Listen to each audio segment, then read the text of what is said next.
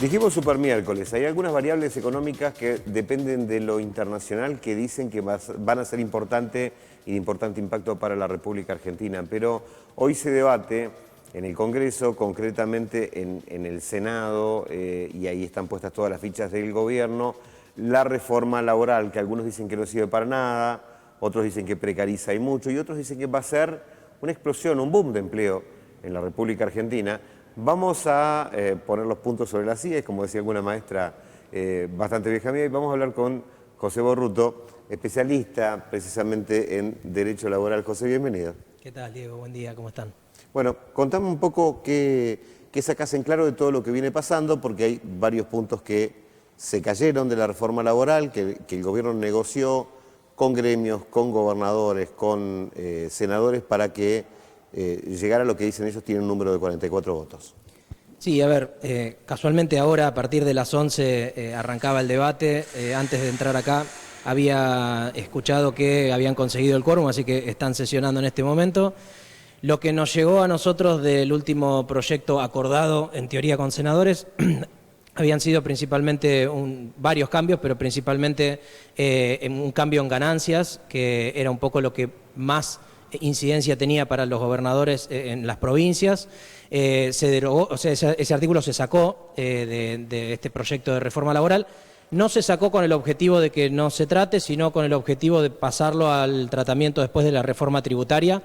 Así que esa cuestión, por lo menos, que era un poco lo que le interesaba a los gobernadores, está resuelto. Y después un par de cambios importantes del proyecto de reforma que ya estuvimos hablando anteriormente a este nuevo. Uno en materia sindical sumamente importante, que era el tema de la cuota de solidaridad y de la cuota sindical y aporte patronal también a las cámaras empresarias. En este caso se puso un tope del 0,5% para los aportes de los empleadores a las cámaras empresariales y del 2% de la cuota sindical a los gremios. Y recordá que antes habíamos hablado de que esto traía un problema de financiación para los gremios, porque iba a requerir que a partir de la sanción de la ley los trabajadores se manifiesten de forma positiva si querían que los gremios le hagan el descuento de la cuota sindical.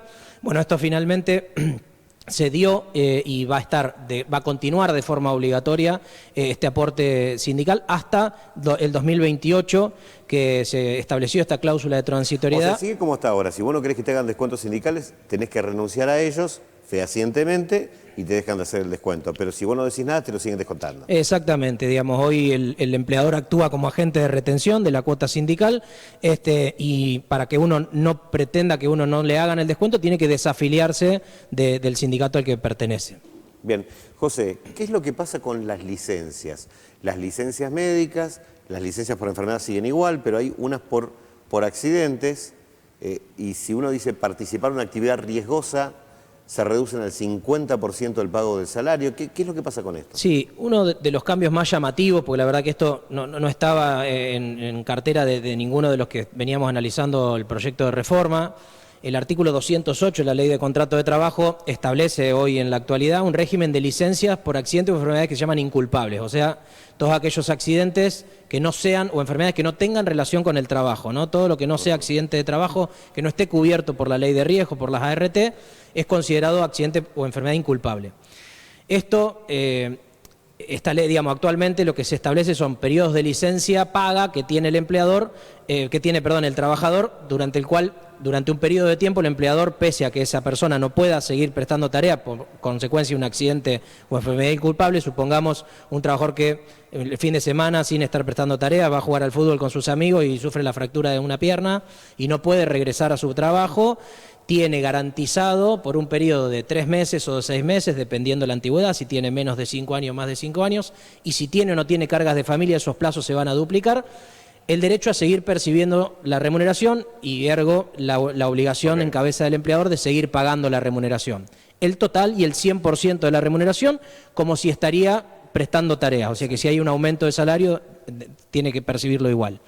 Este proyecto, esta reforma ahora lo que pretende es que en aquellos casos en los que, por ejemplo, en este caso que hablábamos, este ejemplo del trabajador que está jugando un partido de fútbol, si se entiende que esa actividad que estaba realizando era una actividad riesgosa y que el trabajador era consciente de que estaba poniendo en riesgo su integridad física, se reduce a un 50% esa remuneración, o sea, ese derecho a percibir la remuneración durante el tiempo que le lleve la recuperación, y en aquellos casos en los cuales no era una actividad que conscientemente sea riesgosa para él, se va a pagar un 75% de la remuneración. O sea que en ningún caso ya se va a tener que, o va a perdurar ese deber y ese derecho de percibir el 100% de la remuneración. O sea, tropecé en mi casa y me quebré sin participar en una actividad riesgosa, correría el 75% de salario. Correría el 75%. Después, por supuesto, van a empezar discusiones de qué significa una actividad riesgosa, qué no, Obvio. cuándo el trabajador realmente era consciente o no de que estaba llevando adelante una actividad riesgosa, ¿no? Situaciones bastante particulares, va a ser algo muy casuístico, pero realmente llamó la atención porque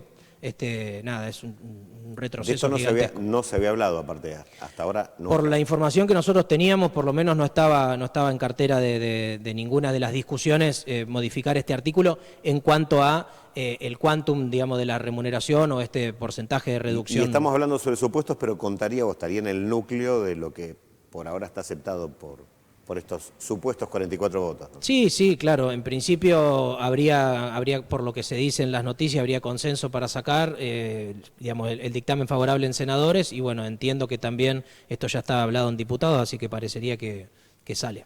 Bueno, no funciona más la relación laboral, el empleador decide echar, tiene posibilidad de pagar en cuotas la indemnización. Sí, el proyecto de reforma original que habíamos hablado establecía la posibilidad de que los jueces puedan ordenar el pago de hasta en 12 cuotas las indemnizaciones. Ahora continúa vigente esto en el nuevo proyecto, con la diferencia de que se separa y se diferencia entre una empresa, una gran empresa y una pequeño o micro mediana empresa, ¿no? Las famosas pymes. Se le da la posibilidad de pagar hasta en 6 cuotas a las empresas grandes y en 12 cuotas a las pequeñas y medianas empresas. Eso vamos a ver después cómo se termina reglamentando, si es a pedido de parte, si los jueces van a tener la facultad de poder en sus sentencias determinar esta posibilidad. Estas 12 cuotas, la ley determina que en el caso de que se paguen de esta manera va a tener una actualización.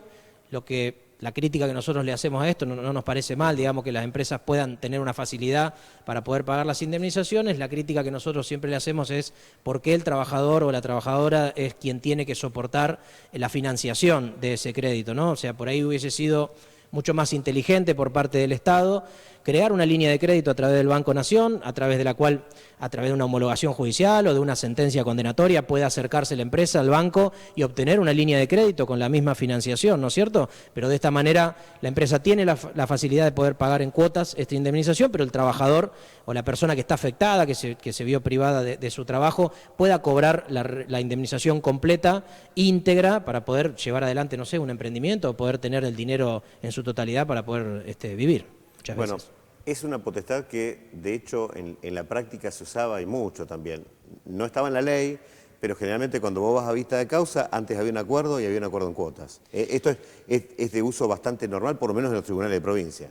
Es sumamente común que nosotros cuando acordemos en los juicios, muchas veces entendiendo que a veces para poder lograr el monto razonable de una indemnización tenemos que dar cierta facilidad de pago para que financieramente para la empresa sea posible afrontar estos gastos. Sabemos que muchas veces para las pequeñas o medianas empresas hay indemnizaciones que terminan siendo muy abultadas, entonces en esta razonabilidad muchas veces la parte trabajadora, nosotros los abogados colaboramos también para poder llevar adelante un acuerdo de esta naturaleza y se estila mucho el pago en cuotas. Por supuesto que mientras más inestabilidad hay, a veces es muy difícil poder recomendar o poder garantizar al trabajador o a nuestro cliente que esa cuota no se va a depreciar. Por ahí se establece un interés sobre saldo, de alguna manera cierta garantía para poder conservar el crédito, pero bueno, obviamente en tiempos de estabilidad es mucho más sencillo, ¿no? Bueno, José, estamos haciendo una previa y te agradezco muchísimo que nos ayudes un poco a entender los cambios que hubo y qué repercusión puede llegar a tener.